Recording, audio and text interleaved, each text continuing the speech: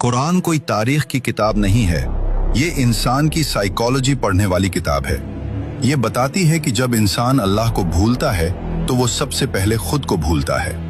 कुरान में जितने भी नबियों का जिक्र आया, हर दौर में एक खास गुनाह जमीन पर हावी था, और वो गुनाह कोई अचानक पैदा नहीं हुआ, वो इंसानी जहन के एक बिगड़े हुए पैटर्न का नतीजा था।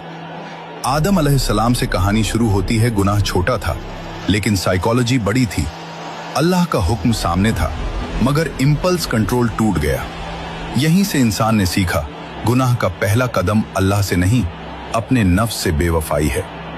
इदरीस अलैहिस्सलाम के दौर में इंसान ने इल्म पा लिया, लेकिन मीनिंग खो दिया।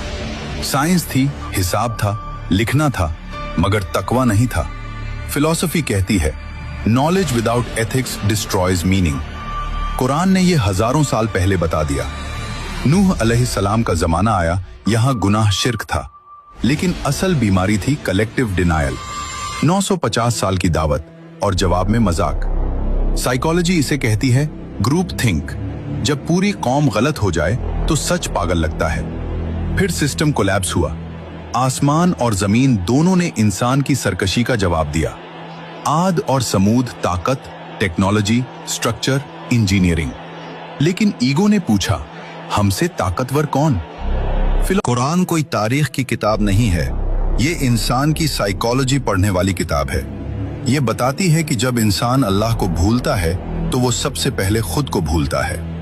कुरान में जितने भी नबियों का जिक्र आया, हर दौर में एक खास गुनाह जमीन पर हावी था, और वो गुनाह कोई अचानक पैदा नहीं हुआ, वो इंसानी जहन के एक बिगड़े हुए पैटर्न का नतीजा था। आदम अलैहिस्सलाम से कहानी शुरू होती है। गुनाह छोटा था, लेकिन साइकोलॉजी बड़ी थी। अल्लाह का हुक्म सामने था, मगर इंपल्स कंट्रोल टूट गया। यहीं से इंसान ने सीखा, गुनाह का पहला कदम अल्लाह से नहीं, अपने नफ्स से बेवफाई है। इदरीस अलैहिस्सलाम के दौर में इंसान ने इल्म पा लिया, लेकिन मीनिंग खो दिया। साइंस थी, हिसाब था, लिखना था, मगर तकवा नहीं था। फिलॉसफी कहती है, नॉलेज विदाउट एथिक्स